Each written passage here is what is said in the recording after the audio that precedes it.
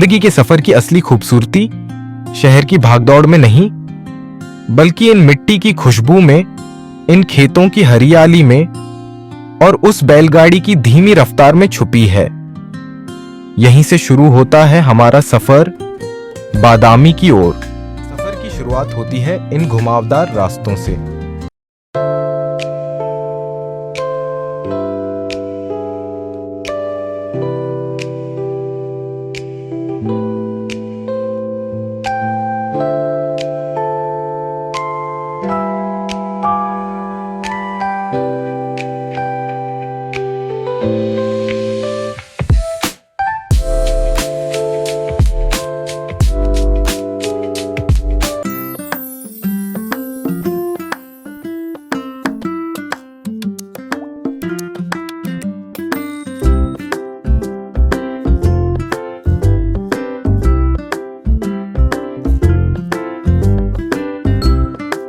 बादामी पहुंचते ही सबसे पहले दिल कहता है, वाओ, ये जगह किसी फिल्म का सेट लग रही।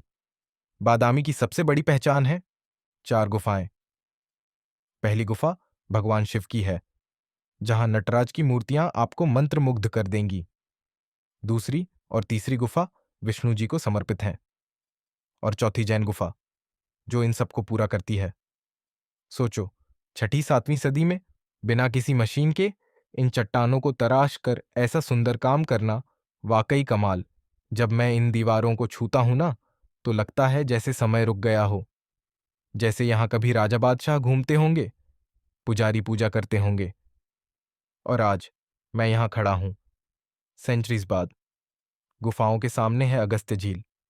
पानी इतना शांत, जैसे खुद भगवान ने इस जगह को मेडिटेशन के लिए बनाया हो। कहते हैं इस झील का पानी कभी सूखता नहीं, और इसके चारों ओर मंदिरों की कतार बादामी को और भी दिव्य बना देती है। झील के किनारे खड़ा है भूतनाथ मंदिर। पानी और पत्थर का ये संगम फोटो या वीडियो में कितना भी अच्छा लगे, लेकिन असलियत में ये दिल छू लेता है। यात्रा की शुरुआत होती है गुफा नंबर 1 से। ये गुफा भगवान शिव को समर्पित है। अंदर आते ही सामने दिखता है नटराज का अद्भुत रूप, 18 हाथों वाला, नृत्य करते हुए। पत्थर में इतनी बारीकी कि लगता है जैसे मूर्ति अब भी जिंदा होकर नाच उठेगी। 6ठी सदी में बनी ये गुफा कला और भक्ति का संगम है।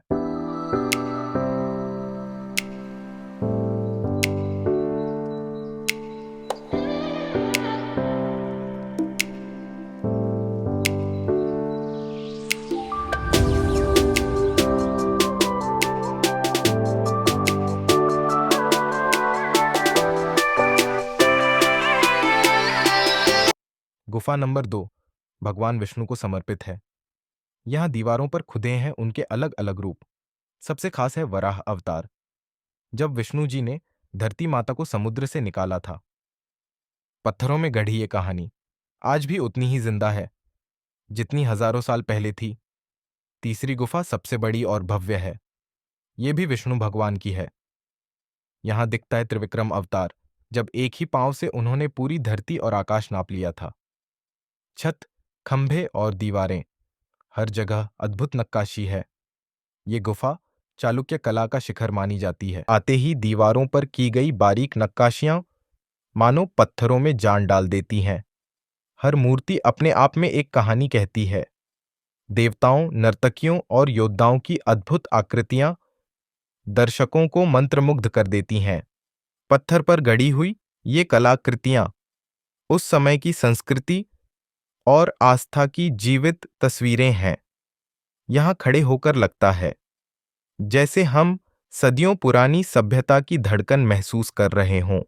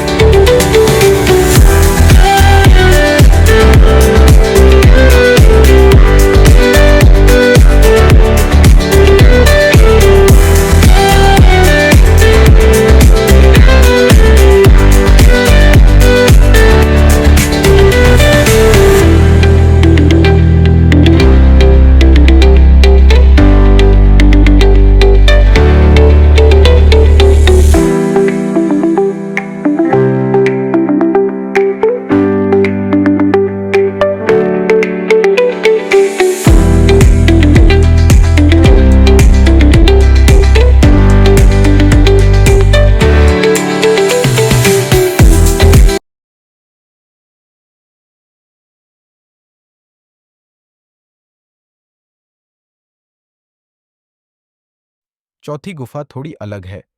ये जैन धर्म को समर्पित है।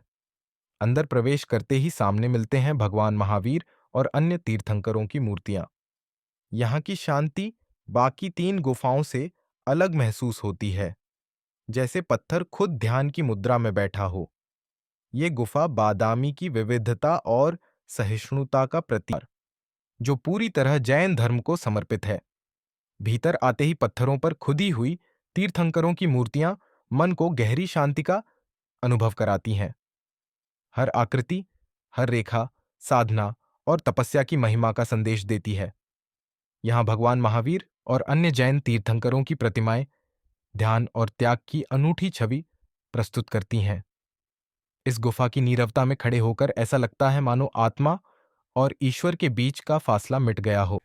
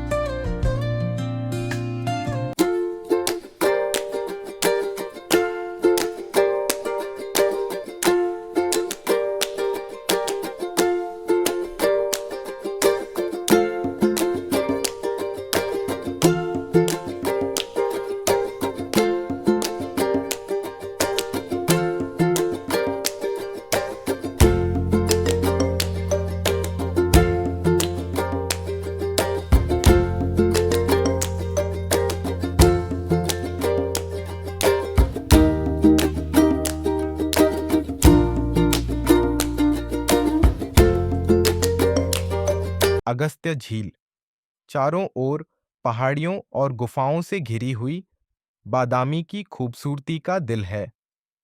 शांत जल में मंदिरों और चट्टानों का प्रतिबिंब मानो एक जीवंत चित्र सा दिखाई देता है।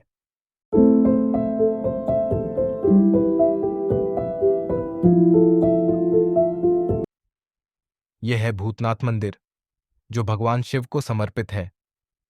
तालाब के किनारे स्थित यह मंदिर अपनी शांति और भव्यता के लिए जाना जाता है। पत्थरों से बने स्तंभ और गर्भगृह में विराजमान शिवलिंग भक्ति और श्रद्धा की अद्भुत अनुभूति कराते हैं। शाम के समय जब सूरज की किरणें मंदिर और तालाब पर पड़ती हैं, तो दृश्य इतना दिव्य लगता है मानो धरती पर स्वर्ग उतर आया हो। यहाँ आकर हर भक्त को भगवान शिव की अनोखी शक्ति और करुणा का अनुभव होता है।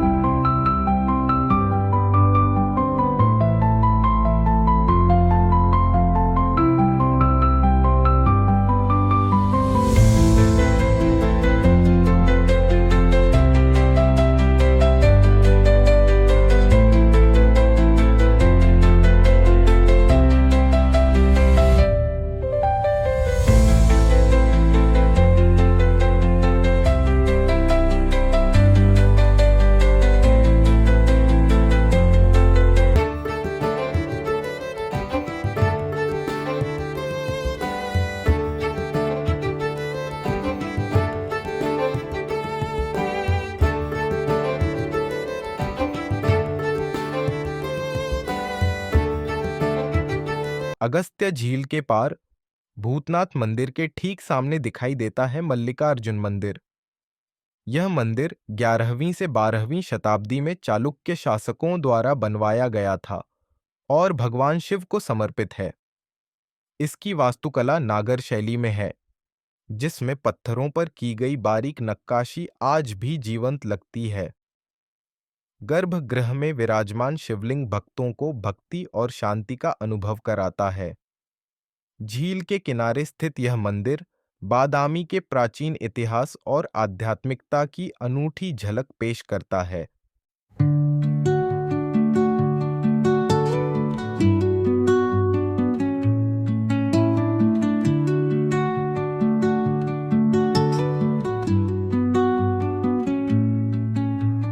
Under the boughs where